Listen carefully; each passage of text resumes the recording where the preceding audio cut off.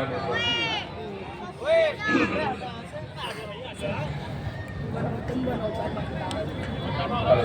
لله نحمده ونستعينه ونستغفره ونؤمن به ونتوكل عليه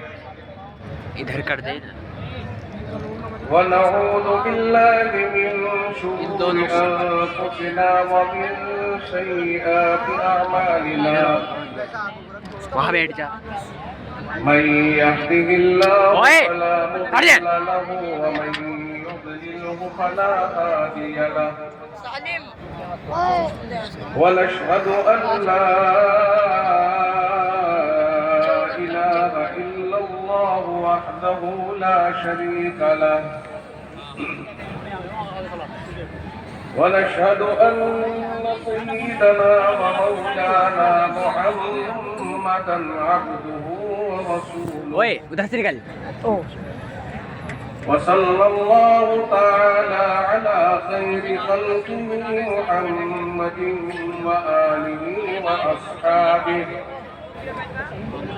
وسلم تسليما كثيرا كثيرا أما بعد أعوذ بالله من الشيطان الرجيم بسم الله الرحمن الرحيم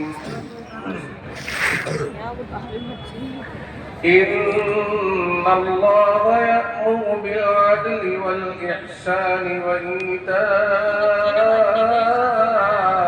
ذي القربى وينهى عن الفحشاء والمنكر والبغي يعظكم لعلكم تذكرون صدق الله مولانا العظيم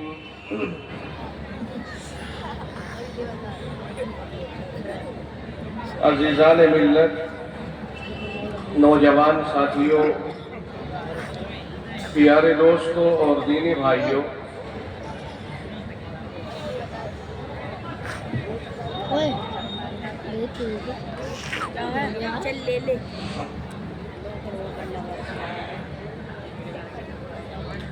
ایک سال کے بعد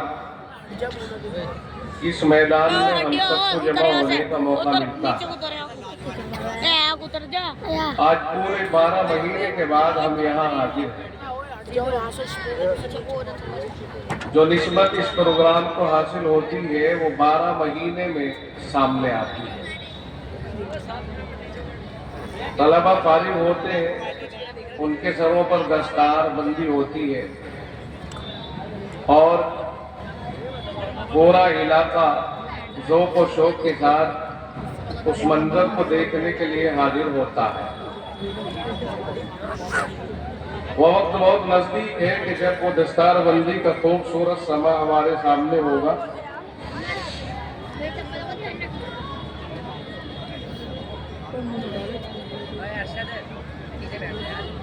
سردی کا موسم ہے، اسی کے پیش نظر یہ خیمہ آپ حضرات کی راحت کے لیے لگایا گیا ہے۔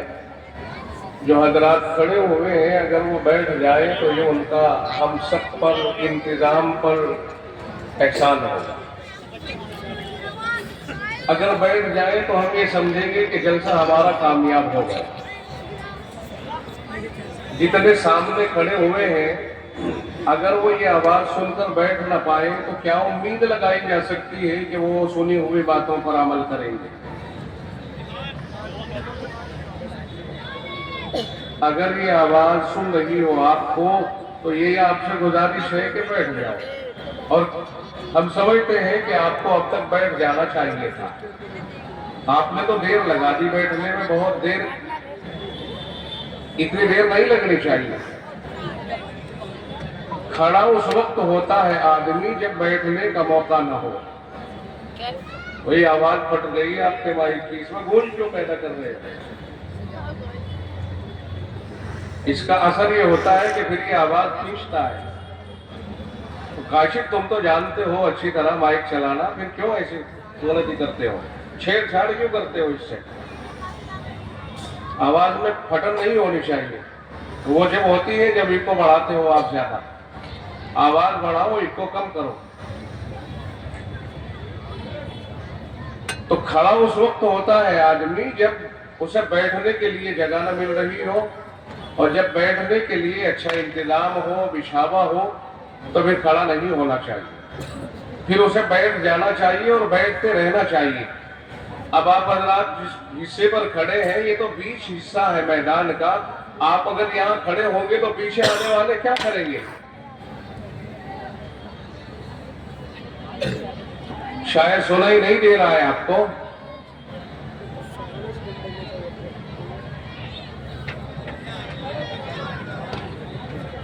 اپنے جوتے ووتے اپنے پاس نکال کر کے رکھ لو، کبھی یہ خطرہ ہو کہ اگر جوتے نکال کے بیٹھیں گے تو کوئی اٹھا لے جائے، اپنے پاس رکھ لو اور اس کے بعد آرام سے بیٹھ کر کے بات چیت سن لو۔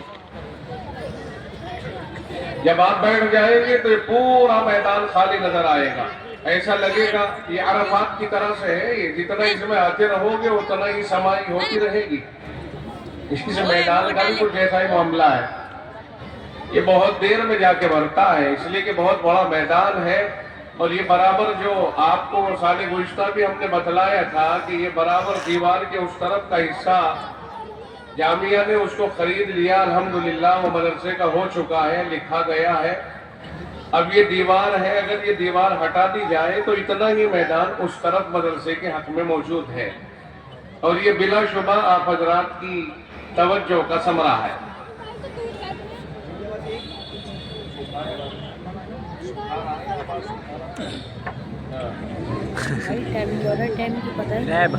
تھوڑی تھوڑی سی آپ حضرات نے محنت کی، توجہ دی، گاؤں در گاؤں اس میدان کو خریدنے کے لیے اطلاعات پہنچی، اور الحمدللہ آپ حضرات نے اس کے اوپر توجہ فرمائی، اور اب اللہ کا بڑا کرم ہے، اس کا احسان ہے کہ وہ کھیت پرلی جانب کا مدرسے کے حق میں ہو گیا۔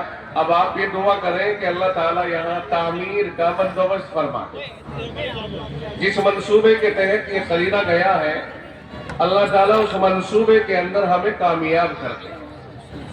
منصوبہ بہت لمبا چوڑا ہے، لائبریری بنے، درسگاہیں بنے، اور جو مسجد ہماری یہاں موجود ہے اس سے بڑی مسجد تعمیر ہو، اس لیے کہ اس مسجد میں تمام طلبہ آ نہیں پاتے ہیں، اور محلے دار بھی یہاں نماز پڑھنے کے لیے آتے ہیں، اس لیے اس سے بڑی مسجد بھی بنے۔ یہ جو منصوبہ جات ہیں وہ سب منصوبے عمل میں آ جائیں گے، بس صرف اتنی سی بات ہے کہ آپ حضرات ذرا سا سوچ لیں، ٹھان لیں، تو آپ کی سوچ ان سب ضروریات سے بہت بڑی ہے، ضرورتیں تھوڑی ہیں، اور آپ کے حوصلے اس سے کہیں زیادہ بڑے ہیں، کیوں بھائی ہے نہیں؟ اگر آپ اس بات کو سن رہے ہو اور آپ نے سن لی ہے تو آپ بتائیے کہ ضرورتیں اتنی بڑی نہیں جتنے بڑے آپ کے حوصلے ہیں یا نہیں؟ ہاتھ اٹھا کے بتلائیے۔ اللہ کا شکر ہے، آپ سن بھی رہے ہیں اور دل پر بھی لے رہے ہیں۔ اگر ہم انصاف سے کام لیں اور ایمانداری سے کام لیں، ابھی میں حضرت والا جو بیان فرما رہے تھے، حضرت مولانا خورشید صاحب مدد اللہ العالی شیخ الحدیث، بہت بڑے عالم ہیں، انہوں نے جو باتیں فرمائی ہیں ایک ایک لفظ بہت قیمتی تھا، اس قیمتی بیان میں آخر میں انہوں نے کچھ اشارہ کیا